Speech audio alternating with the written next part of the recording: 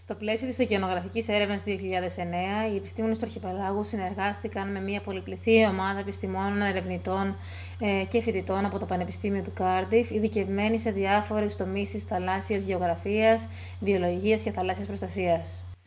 Η έρευνα αυτή εντάσσεται στη διαρκή έρευνα του αρχιπελάγου, που υλοποιούμε εδώ και περισσότερη από μία δεκαετία σε διάφορα σημεία των ελληνικών θαλασσών, με στόχο να συγκεντρώσουμε δεδομένα που θα οδηγήσουν στην ανάπτυξη μέτρων διαχείρισης και προστασίας των ενδιαδημάτων και των ειδών.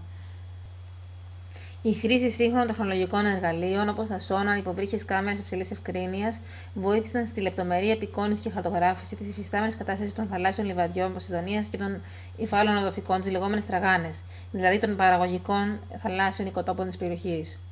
Παρόλο που χαρτογραφήθηκαν μεγάλες εκτάσεις από τους οικοτόπους αυτούς, βλέπουμε εκτάσεις να χαρακτηρίζονται από εκτεταμένη υποβάθμιση, που οφείλεται τόσο στην ανεξέλεγκτη διαλευτική δραστηριότητα, όσο και τη διάβρωση της παράκτιας ζώνης.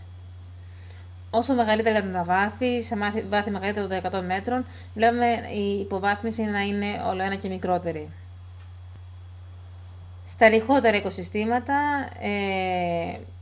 η χρήση οπτικής καταγραφής με μεθόδους visual census μέσω κατάδυσης ανέδειξε πλούσια βιοποικιλότητα, αλλά ταυτόχρονα και σημαντικής έκτασης ερήμωσης και βιολογικής υποβάθμισης.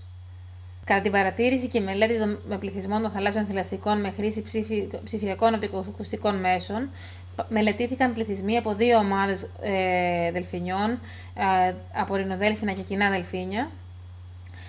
Πρέπει να τονίσουμε ότι τα κοινά δελφίνια, η ομάδα αυτή, είναι μία από τις τελευταίες ομάδες του είδους στην Ανατολική Μεσόγειο και για τον λόγο αυτό βρίσκεται κάτω από τη συνεχή παρακολούθηση της ερευνητικής ομάδας του αρχιπελάγου καθ' όλη τη διάρκεια του χρόνου. Ενώ ο πληθυσμός των ειρηνοδέλφινων βλέπουμε ότι τα τελευταία χρόνια έχει υποστεί σημαντική μείωση. Αυτό φαίνεται από την συνολική έρευνα του αρχιπελάγους και είναι αρκετά ανησυχητικό για το είδος αυτό, για το οποίο μέχρι πρόσφατα δεν θεωρείται ότι αντιμετωπίζει πρόβλημα επιβίωσης.